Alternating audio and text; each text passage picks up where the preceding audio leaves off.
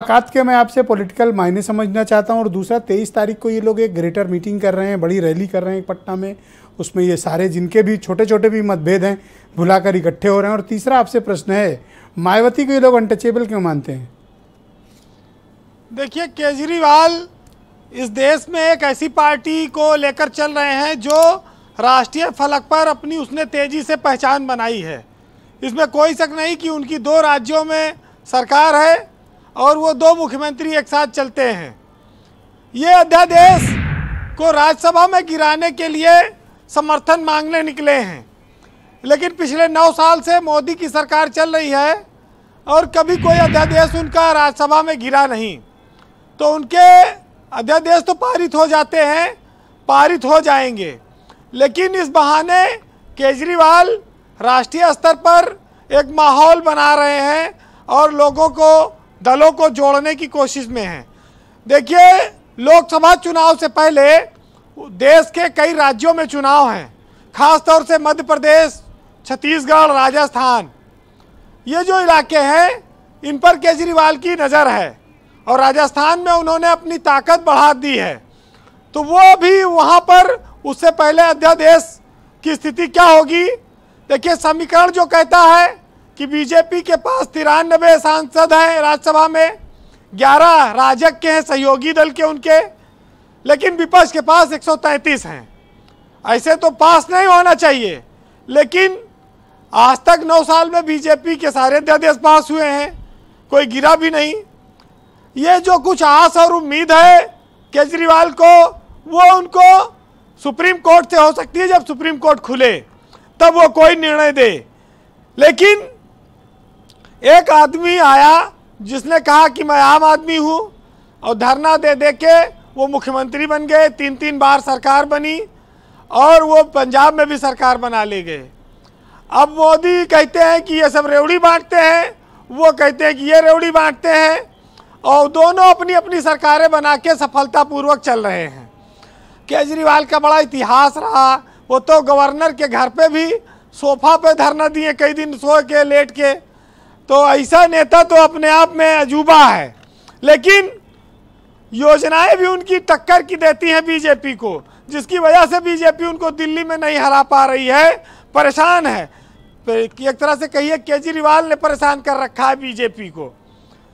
देखिए, ये जो मुलाकात हुई, जरूरी नहीं कि जितने लोगों से केजरीवाल मिल रहे सब उनको राज्यसभा में वोटें दे देंगे। वोट देते तो कहे अध्यादेश, वो तो फिर इनका गिर ही जाएगा बीजेपी का। इसमें बहुत सारे लोग भाजपा से डरते भी हैं, मिलेंगे जरूर केजरीवाल से, लेकिन वोट थोड़ी देंगे उनके खिलाफ।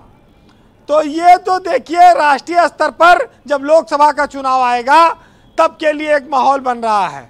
दूसरा, मायावती का ज़्यादा राज्यसभा में तो कुछ है नहीं, 1 आध मेंबर है शायद उनके, और वो जब से भाजपा के प्रति मुलायम दिखती हैं, लगने लगी हैं, उसके बाद से उनके वोट बैंक का क्षरण तेजी से हुआ है और बीजेपी ही खींच रही है उनका वोट बैंक।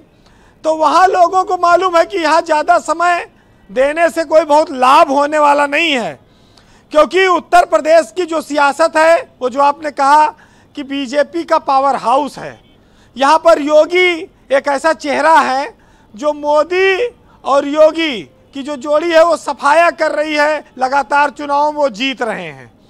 तो अब लोकसभा में भी उनका टारगेट है कि 70+ जीतेंगे, 75 जीतेंगे। वो तो कहते हैं, केशव मौर्य कहते हैं 80 जीत जाएंगे। ब्रजेश पाठक और उनके सारे मंत्री लगे हैं कि चुनाव जिताया जाए, लोकसभा का इतिहास बनाए। तो ये जो इनकी फौज है वो बड़ी तैयारी से है। अब बीजेपी अगर पूरे देश में हार जाए और यूपी में जीत गई तो केंद्र में सरकार बनाने से उसको नहीं रोक पाएंगे। इसलिए यूपी बीजेपी के लिए बहुत महत्वपूर्ण है और लगातार दूसरी बार उनकी सरकार है दोनों जगहों पर। तो ये बहुत साफ है कि आम आदमी पार्टी एक तेजी से बढ़ती हुई पार्टी है। उनके पास केजरीवाल जैसे नेता हैं और वो बीजेपी के लिए एक बड़ा खतरा है, लेकिन उत्तर प्रदेश में भी उनको बहुत मेहनत करनी पड़ेगी। अभी यूपी में अगर अखिलेश यादव के साथ उनका कोई गठबंधन हो या कांग्रेस का, तो एक स्वाभाविक लड़ाई बनेगी। अभी उसमें वक्त है, टाइम लगेगा जी। लेकिन ये जरूर है कि वोटों का बंटवारा अगर विपक्ष का होगा तो बीजेपी के लिए राह आसान होगी। देखिए पूरे देश में भी कांग्रेस ने इधर परफॉर्मेंस अच्छी की है। अगर वो इन 3 राज्यों में परफॉर्मेंस ठीक कर ले गई तो यहाँ वो सपा से लड़ेगी नहीं, भावे नहीं देगी। वो कहेगी हमें सिकंदर हैं, यूपी में हम अकेले जीत लेंगे। लेकिन कांग्रेस की ये गलतफहमी लोकसभा चुनाव में अगर वो अकेले लड़ी तो खारिज हो जाएगी। यहाँ पर जातीय आधार पर अभी विपक्ष में अखिलेश यादव पार्टी है जी। कांग्रेस अकेले लड़के एक बार देख ले, क्योंकि 5 साल बाद फिर चुनाव होगा, एक बार वो भी आकलन कर ले कि हम अकेले कितनी सीट जीत सकते हैं। हाँ, ट्रायल बहुत जरूरी है। हाँ, उनके यहाँ टिकट मांगने वाले लोग ज्यादा हैं। ब्रजेश जी, हमारे देश में जब कांग्रेस की सरकारें रही तो कहा गया कि राजभवनों से सरकारें कंट्रोल की जाती हैं। जब बीजेपी की सरकार आ गई तो कहा जा रहा है कि राजभवन हेडक्वार्टर हो गए बीजेपी के। हम लोगों ने उत्तर प्रदेश में मोतीलाल वोरा को देखा, रमेश भंडारी को देखा, बहुत सारे राज्यपालों को देखा है। अतीत लोग भूल जाते हैं, उनको याद रखना पड़ना चाहिए कि कैसे सरकारें गिराई और बनाई जाती थी, धारा 356 का इस्तेमाल कैसे होता था। लेकिन अब वो दौर चला गया, बड़ी टेक्निकलिटी आ गई, सुप्रीम कोर्ट से बड़ी निर्देश हैं। हो सकता है केजरीवाल फिर सुप्रीम कोर्ट जाएं और वहाँ से उनको कोई राहत मिले।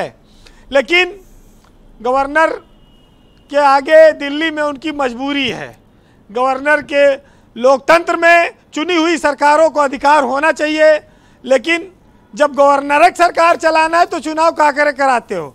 खत्म कर दो विशेष दर्जा या अर्ध राज्य का दर्जा, कम से कम दिल्ली में पूरा केंद्र शासित प्रदेश हो जाए, जिससे कि सेंट्रल गवर्नमेंट अपने हिसाब से चीजें कर सके, क्योंकि दिल्ली देश की राजधानी है।